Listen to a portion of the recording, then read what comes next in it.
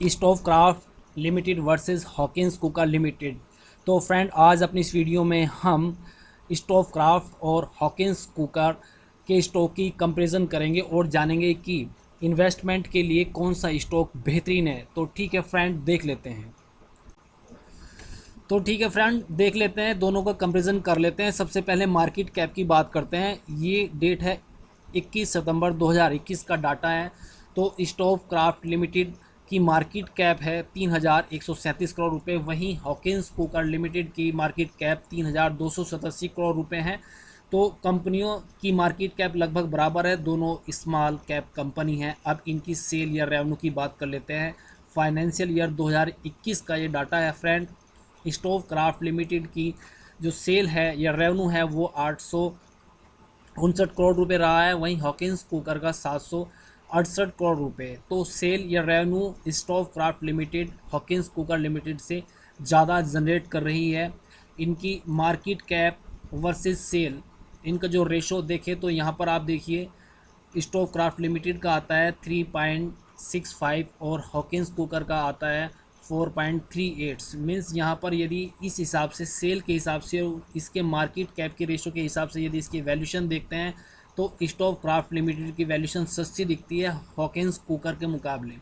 अब इनकी valuation P पर देख लेते हैं। पी रेशो क्या है अभी स्टॉक के, तो स्टोव क्राफ्ट लिमिटेड के स्टॉक का पी अभी 38.5 है। लगभग 38 के मल्टीपल पर अभी स्टोव क्राफ्ट लिमिटेड का स्टॉक ट्रेड करता है, जबकि हॉकिंस कुकर का 36 पर है फ्रेंड्स। तो पी रेशो पर दोनों की वैल्यूशन लगभग बराबर है। स्टोव क्राफ्ट थोड़ा महंगा स्टॉक दिखता है, लेकिन यहाँ पर picture price to book value पर बदल जाती है फ्रेंड। तो स्टोव क्राफ्ट लिमिटेड का जो करंट प्राइस है स्टॉक का वो इसकी बुक वैल्यू से लगभग 10 गुना ज़्यादा है। वहीं हॉकिंस कुकर का स्टॉक का करंट प्राइस इसकी बुक वैल्यू से 18.5 गुना ज़्यादा है। तो यहाँ पर प्राइस टू बुक वैल्यू पर हॉकिंस कुकर लिमिटेड की वैल्यूशन ज़्यादा दिखती है स्टोव क्राफ्ट लिमिटेड के मुकाबले। अब इनके रिज़र्व की बात कर लेते हैं कि इनके पास कितने रिज़र्व है। तो डाटा फाइनेंशियल ईयर 2021 मार्च 2021 क्लोजिंग टाइम का है फ्रेंड ये।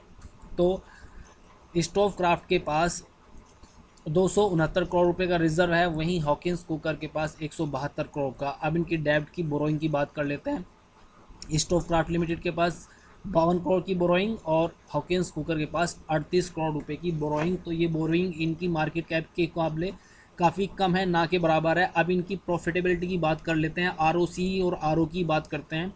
तो आरओसी स्टोव क्राफ्ट की है लगभग 32% के आसपास। वहीं आरओई काफ़ी शानदार है, मैसिव, ये 67.5%, ये काफ़ी ज़्यादा है आरओई स्टोव क्राफ्ट लिमिटेड की। वहीं हॉकिंस कुकर की बात करते हैं तो आरओसीई 57% के ऊपर और आरओई भी 50% के ऊपर। तो आरओसी और आरओई दोनों ही शानदार है हॉकिंस कुकर के मामले में। तो फ्रेंड, यहाँ पर आरओसी आरओई के मामले में दोनों स्टॉक काफ़ी बेहतरीन है। बोरोइंग दोनों पर काफ़ी कम है। रिजर्व जो है वो स्टोव क्राफ्ट का ज़्यादा है और प्राइस टू बुक वैल्यू पर स्टोव क्राफ्ट हॉकिंस कुकर से सस्ता स्टॉक दिखता है और यहाँ पर ये रेवेन्यू भी ज़्यादा जनरेट करता है हॉकिंस कुकर से। अब इनके प्रॉफिट की बात कर लेते हैं कि वो साल दर साल कैसे ग्रो किए हैं।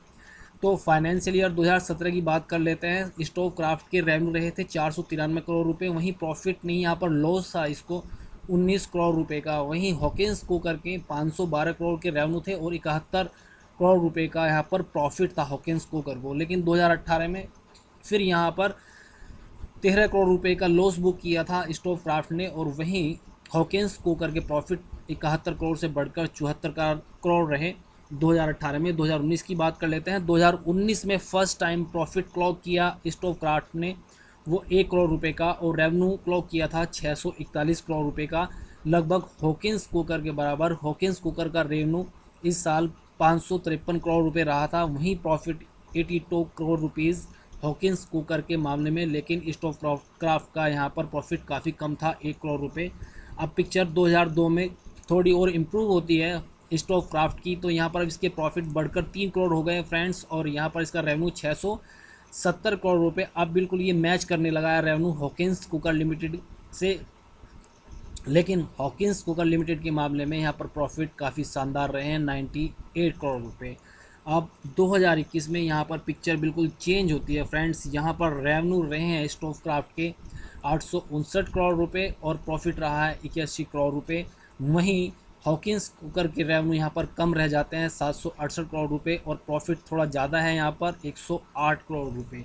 तो फ्रेंड यहाँ पर ये प्रॉफिट 9.4% जो दिया है, ये प्रॉफिट और जो इसका रेवेन्यू है उसका परसेंटेज है, तो इसके रेवेन्यू का परसेंटेज लगभग यहाँ 9.4% का ये प्रॉफिट करती है स्टोव क्राफ्ट। वहीं हॉकिंस कुकर ये 13.8% का यहाँ पर ये इसके रेवेन्यू के मुकाबले इसका प्रॉफिट है। तो फ्रेंड्स यहाँ पर रेवेन्यू के मुकाबले प्रॉफिट्स हॉकिंस कुकर ज़्यादा जनरेट करती है, जबकि स्टोव क्राफ्ट ऐसा नहीं करती। लेकिन साल दर साल यहाँ पर स्टोव क्राफ्ट ने अपने मार्जिन काफ़ी तेज़ी से इम्प्रूव किए हैं, तभी यहाँ पर कंपनी 2017 में जहाँ 19 करोड़ का लॉस बुक करती थी, 2021 में 81 करोड़ रुपए का यहाँ पर प्रॉफिट जनरेट किया है स्टोव क्राफ्ट ने, और ये ट्रेंड यहाँ पर कंटिन्यू रह सकता है।